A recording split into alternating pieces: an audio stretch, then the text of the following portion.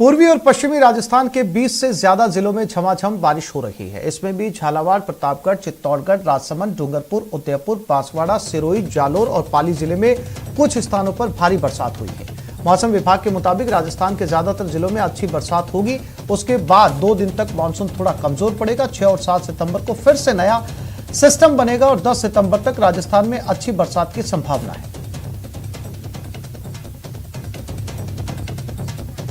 चूरू के रतनगढ़ में जमकर बादल बरसे। बारिश का आलम ऐसा रहा कि पूरा चूरू पानी पानी हो गया। यहां 83 mm बारिश दर्ज की गई, जिसकी वजह से कई सरकारी दफ्तरों में पानी भर गया।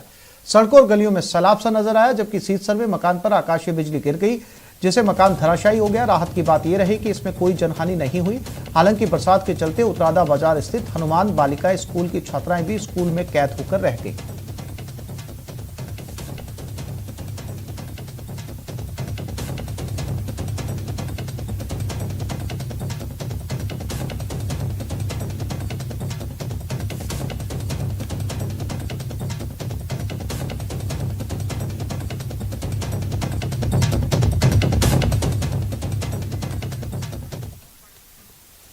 और इन 3 तस्वीरों में बादल की बेरहमी आप समझ सकते हैं। झमाझम बरसात से चूरू पानी पानी हो गया, गलियां जैसे नदियां बन गई। सरकारी ऑफिसों में पानी घुस गया, जबकि एक मकान पर बिजली भी आफत बनकर गिरी।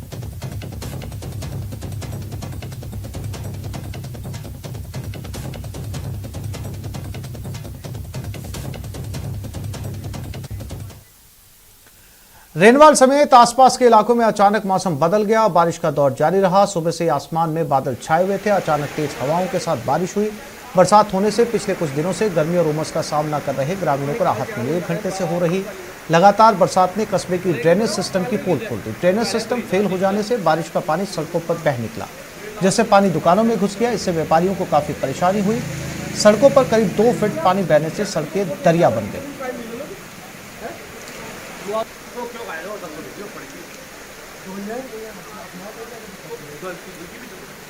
जयपुर ग्रामीण के कई इलाकों में दूसरे दिन भी मौसम का बदला हुआ मिजाज देखने को मिला। बुधवार को सुबह से ही आसमान में बादल छाए हुए थे। अचानक तेज हवाओं के साथ बरसात हुई, जिससे गर्मी और उमस से ग्रामीणों को निजात मिली। वहीं दूसरी ओर 1 घंटे की झमाझम बरसात ने शहर के ड्रेनेज सिस्टम की पोल खोल दी। बारिश का पानी सड़कों पर बह निकला।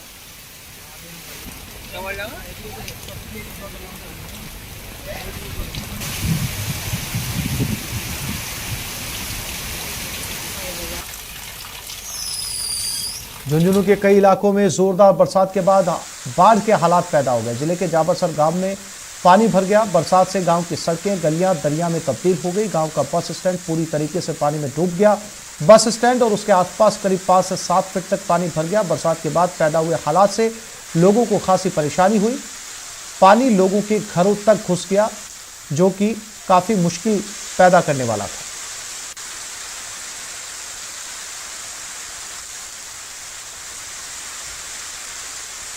सीकर में लगातार दूसरे दिन भी बारिश का दौर जारी रहा। सीकर जिले में झमाझम बारिश हुई, वहीं कई निचले इलाकों में पानी भर गया। 1 दिन पहले भी इलाके में अच्छी बरसात हुई थी।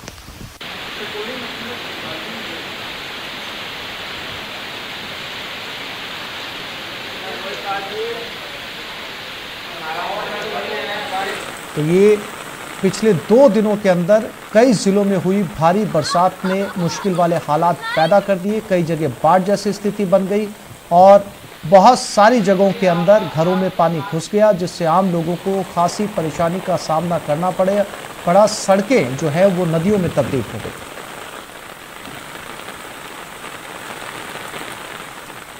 उधर देश की राजधानी दिल्ली का भी बरसात से बुरा हाल है। यहां बारिश की वजह से सड़कों पर ट्रैफिक जाम का मंजर नजर आया। बारिश के बीच गाड़ियां रेंगती नजर आई। ये तस्वीरें सफदरजंग की है, जहां बरसात से बेहाली नजर आई। जगह जगह सड़कों पर पानी भर गया, जिससे आने जाने वाले लोगों को खासी परेशानी का सामना करना पड़ा।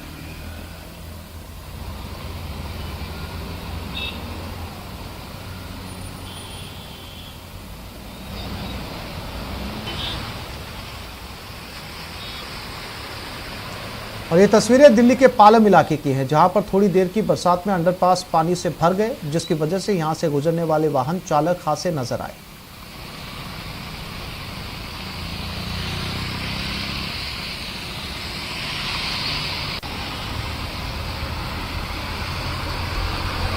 बस वाला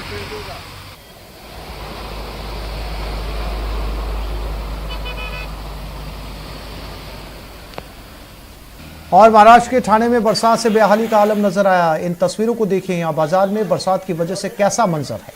कमर तक पानी भरा हुआ है, लेकिन बाजार फिर भी लगा हुआ है। सड़कें सरोवर से बन गई और इसी सरोवर को लोग पार करने में लगे।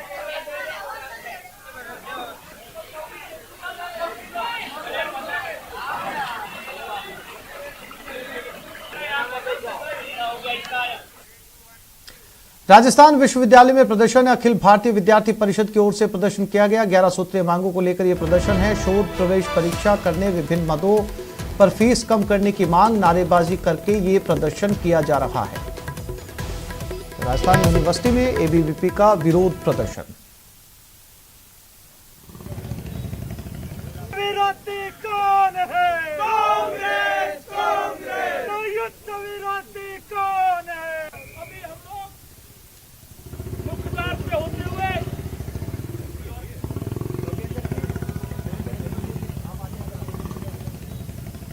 विरोधी कौन है? और इसी खबर पर हमारे साथ महेश धादीच लाइव जुड़ गए, उनके साथ बात करते हैं। महेश, क्या मांगे हैं एबीवीपी की फीस कम करने के अलावा?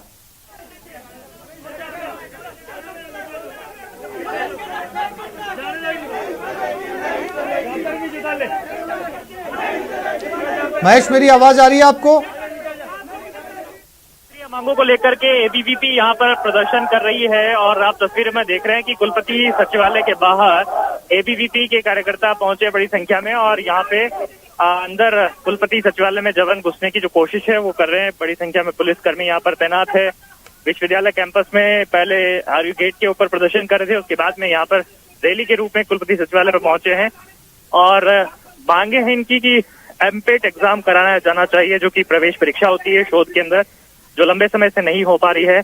हॉस्टल में मेस से संबंधित जो समस्याएं हैं उनको लेकर के भी इनकी मांगे हैं। तो वहीं जो विभिन्न मदों में फीस ज्यादा ली जा रही है उसे लेकर के भी जो है एबीवीपी के छात्र हैं यहाँ पर, वो अपनी मांगों को लेकर के यहाँ पर प्रोटेस्ट करते हुए नजर आ रहे हैं और कुलपति से मिलने की कोशिश है इनकी और चाहते हैं कि विद्यार्थियों के जो हितों की मांग है उसे लेकर के कुलपति गंभीरता दिखाएं, उसे लेकर के अपनी बात पहुंचाने की कोशिश है वो यहाँ पर कर रहे हैं। और 9 तारीख को इन्होंने एक बड़े प्रदर्शन का यहाँ पर ऐलान किया है, जो कि पूरे प्रदेश में राजस्थान में बुलाया जाएगा और धरना प्रदर्शन उस दिन करेंगे। और जो कैंपस खुलने के साथ में ही जो विद्यार्थी जहाँ पर आने लगे हैं उनको किसी तरह की तकलीफें, उनको जो है विभिन्न समस्याओं से नहीं जूझना पड़ा, उसे लेकर के जो अपनी मांगे हैं उसे प्रदेश में सभी के सामने रखेंगे। और कैंपस खुलने के बाद में ही आज दूसरा दिन है और जो प्रदर्शन है, जो हंगामे है, जो नारेबाजी है, वो तस्वीरों में यहाँ पर देखने को मिल रही है। अभी फिलहाल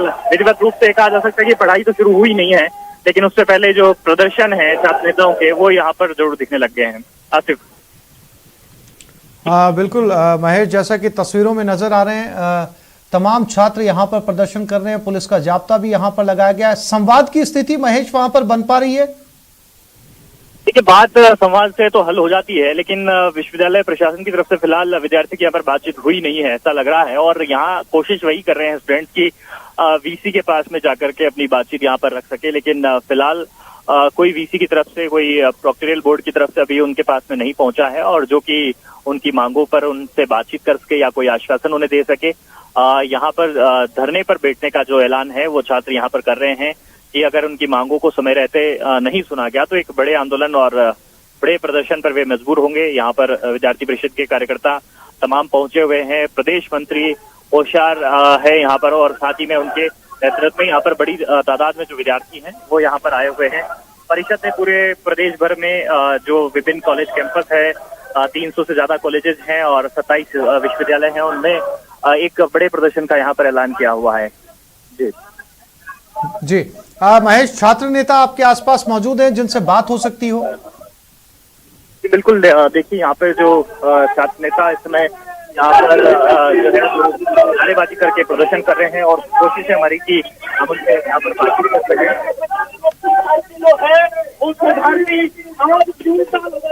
शोध के नाम पर मूर्ख बनाया जा रहा है और किसी भी विश्वविद्यालय की नींव शोध पर होती है, मूर्ख बनाया जा रहा है। और की नींव शोध पर टिकी होती है। यहाँ 3 साल से एमपैट नहीं हुआ। यहाँ पर छात्रों का मानसिक शोषण किया जा रहा है। पीएचडी में सीटों का गलत आवंटन किया जा रहा है। यहाँ पर जिस तरीके से हम देख रहे हैं कि छात्रों को ये लाइब्रेरी आज 3 साल हो गए सूनी की सूनी पड़ी हुई है और हम लोग लगातार ज्ञापन देते हैं, प्रदर्शन करते हैं, लेकिन उसका कतई भी औचित्य स्वीकार नहीं किया जा रहा है। और कम से कम आज प्रशासन के बीच में लाकर पुलिस के द्वारा भी झड़प कराई गई है। हम शांतिपूर्ण यहाँ पर ज्ञापन देने के लिए आए थे, लेकिन कार्यकर्ताओं को बीच में रोका गया है, पुलिस को बीच में लाया गया है। हमारी स्पष्ट सरकार से मांग है कि हमारी 11 सूत्रीय मांगों पर सरकार ध्यान दे, नहीं तो ये विद्यार्थी चुप नहीं बैठेगा। और हम लोग 9 तारीख को हम लोग सभी जिला मुख्यालयों पर पूरे प्रदेश में कलेक्ट्रेट पर धरना होगा और उस धरने के माध्यम से सरकार को चेतावनी दी जाएगी कि हम लोग चुप बैठने वाले नहीं है यदि सरकार इन छात्र विरोधी हरकतों से बाज नहीं आएगी। लेकिन कोविड के प्रोटोकॉल की पालना आप लोग कर नहीं रहे। सरकार बहुत गंभीरता से कह रही है कि आप लोग जो कॉलेज कैंपस, यूनिवर्सिटी कैंपस खुले हैं तो कोविड प्रोटोकॉल भी तो कोई चीज होती है, वो आप लोग भी अगर आजमाएंगे नहीं तो बाकी स्टूडेंट कैसे करेंगे? बिल्कुल, हम लोग कोविड प्रोटोकॉल का पूरा ध्यान रख रहे हैं। मैंने मास्क लगा रखा था, ये मास्क है। दूसरी बात, ज्यादातर और भी कार्यकर्ताओं ने मास्क लगा रखा है, ये अभी बाइट देनी थी इसलिए मास्क हटाया है। दूसरी बात, हम लोगों ने सोशल डिस्टेंसिंग का भी ध्यान रखा है और जहां तक हमारे कार्यकर्ता इस चीज का पूरा ध्यान भी रखेंगे। बाकी प्रशासन ने जिस तरीके से झड़प किया है तो हमारे अफरा तफरी मची है कार्यकर्ताओं में। जी महेश, तमाम जानकारी के लिए आपका धन्यवाद। आगे बढ़ते हैं। जयपुर में यूथ कांग्रेस का हल्ला बोल, बनी पार्क से कलेक्ट्रेट सर्किल तक रैली निकाली गई। महंगाई समेत तेल की बढ़ती कीमतों को लेकर यह मार्च निकाला गया है।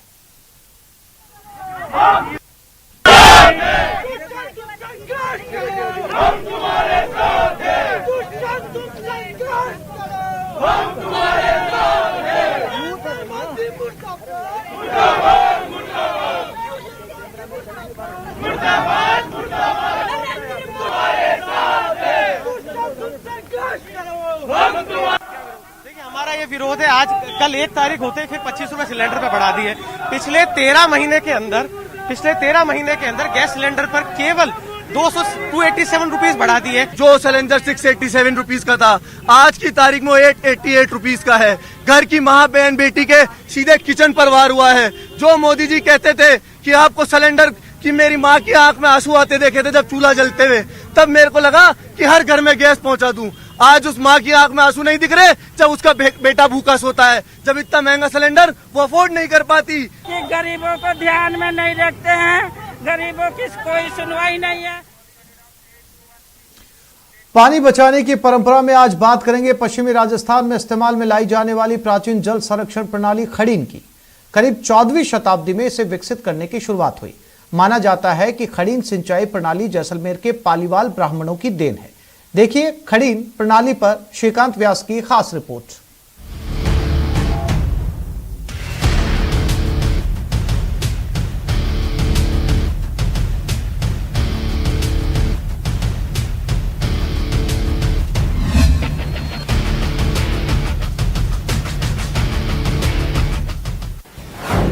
जल संरक्षण की प्राचीन प्रणाली खड़ीन।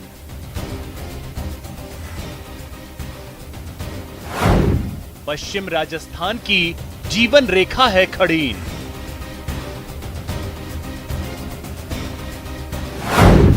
पालीवाल ब्राह्मणों ने विकसित की खड़ीन प्रणाली। खड़ीन पद्धति आप जो अपन पढ़ते भी इतिहास में कि खड़ीन पद्धति पालीवालों की देन है। वाटरमैन मैग्सेसे पुरस्कार विजेता है राजेंद्र सिंह जी, उन्होंने, और अनुपम मिश्र जो साहित्यकार हुए हैं बड़े, उन्होंने भी काफी पुस्तकें लिखी खड़ीनों पर। उन्होंने कहा है कि खड़ीन पद्धति को समझना है तो आपको जैसलमेर जाना चाहिए और पालीवालों के बनाए हुए खड़ीनों को आपको देखना चाहिए। वर्षा जल को रोककर उससे खेती की जाती है। कहा जाता है कि पाली से माइग्रेट होकर जैसलमेर आए पालीवाल ब्राह्मण समाज द्वारा इन पद्धतियों का विकास किया गया था। जल संरक्षण की मुहिम में कहीं ना कहीं न्यूज़ 18 जुड़ चुका है और आपसे अपील करता है आप इसमें जुड़े। ये खड़ीन पद्धति कहीं ना कहीं विलुप्त होने की कगार पर है, लेकिन पालीवालों द्वारा बनाई गई ये खड़ीन कहीं ना कहीं किसानों के लिए वरदान भी साबित होगी। पश्चिमी राजस्थान के पारंपरिक जल प्रबंधों की गुणगाथा तब तक पूरी नहीं होगी जब तक हम खड़ीनों की चर्चा न कर लें। ये बहुत पुरानी और वैज्ञानिक व्यवस्था है। 14वीं सदी में जैसलमेर के पालीवाल ब्राह्मणों ने खड़ीन प्रणाली विकसित की थी। दरबार उन्हें जमीन देते थे और खड़ीनें विकसित करने को कहते थे। पाली वालों ने पूरे जैसलमेर में खड़ीनों का जाल बिछा दिया। आज भी करीब 500 छोटी बड़ी खड़ीनें यहाँ मौजूद हैं, जिनसे करीब 12,000 हेक्टेयर जमीन सिंचित होती हैं। इस प्रकार से वर्षाती जल को संजोने का, सुरक्षित रखने का एक प्रयास किया, यानी वर्षात की प्रत्येक बूंद को वो रजत बूंद समझते थे, चांदी की बूंद के समान, और उन्होंने इन रजत बूंदों को खड़ीनों में संजोकर सोने की चिड़िया बने। वो मैं आपको दावे के साथ कहता हूँ, जैसे पालीवाल समृद्धि के मुकाम पर पहुंचे तो आज भी जहां किसान अपने खेतों में खड़ीन बनाकर पानी को रोकता है और उससे फसल लेता है तो वो समृद्ध और संपन्न हो सकता है। आइए आपको बताते हैं कि क्या है खड़ीन प्रणाली और कैसे ये प्रणाली जैसलमेर समेत कई शुष्क इलाकों की जीवन रेखा बनी हुई है। बरसाती पानी को जमीन में रोकने की प्रणाली है खड़ीन। जैसलमेर के शुष्क इलाके में विकसित हुई खड़ीन। खड़ीन सिंचाई से प्रतिकूल मौसम में भी खेती संभव। खड़ीन वो जगह है जो एकदम कई किलोमीटरों में समतल हो, उपजाऊ मिट्टी वाली हो और वहाँ ज़्यादा से ज़्यादा फसल ली जा सके। और फिर खड़ीन में जो पानी इकट्ठा होता था वो करीब 2-4 महीने, यहाँ तक कि 6-6 महीने तक इकट्ठा रहता, फिर वो धीरे धीरे सूख जाता और फिर उस पानी में जो नमी रहती थी, उस नमी के पानी जो नमी से है वो फसलें लेते थे। आज से लगभग 700 साल पहले शहर पाली से यहाँ पर पालीवाल आकर जैसलमेर जिला का बसा है। यहाँ पर पानी की आवक देखकर उन्होंने खड़ीन पद्धति चालू कर। खड़ीन मिट्टी का एक बड़ा बांध होता है। किसी ढलान वाली जमीन के नीचे बनाया जाता है खड़ीन। ढलान वाली जमीन पर गिरने वाले पानी को रोका जाता है। इसकी ऊंचाई 1.5 मीटर से 3.5 मीटर तक हो सकती है। खड़ीन बरसाती पानी के साथ ही मिट्टी के बहाव को भी रोकता है। अगोर और मिट्टी के हिसाब से खड़ीन का आकार तय होता है। खड़ीन पद्धति में पहाड़ी का जो ढलान का क्षेत्र होता था उसके पानी को रोकते, जहां बरसात की ऑफ सीजन में या बरसात में जहां कभी भी पशु चरते थे, उनका गोबर है, खाद है, उनका जो मलमूत्र है, वो जब सूख जाता और पानी बरसात के पानी के साथ उन एरिया में आता तो समान क्षेत्र में पानी के साथ पूरी एरिया में फैल जाता और कई किलोमीटरों में वो स्वतः ही जैविक खाद उस मिट्टी में समा जाती।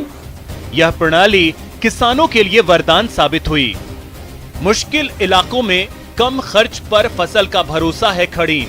खड़ीन की खेती में न तो बहुत जुताई गुड़ाई की जरूरत होती है, न रासायनिक खाद और कीटनाशकों की। जैसलमेर के गांव भूमि में ये खड़ीन है और जब ये 14वीं शताब्दी में, उससे पहले जब जैसलमेर में अकाल पड़ते थे तब यहाँ पे पानी का कोई संरक्षण नहीं था। जब पालीवाल 14वीं शताब्दी में यहाँ पे आए तब उन्होंने इस खड़ीन पद्धति का आविष्कार किया। उसके बाद में जो है इन्होंने पानी को गोरे बना के रोका। कहा जाता है कि पालीवाल ब्राह्मण समाज ने जल संरक्षण की मुहिम में ऐसे कई उदाहरण पेश किए हैं। उन्हीं के द्वारा तालाब और बिरिया जाजा, उनके 84 गांव थे, वहाँ इस तरह की जो है वो मुहिमें छेड़ी गई है।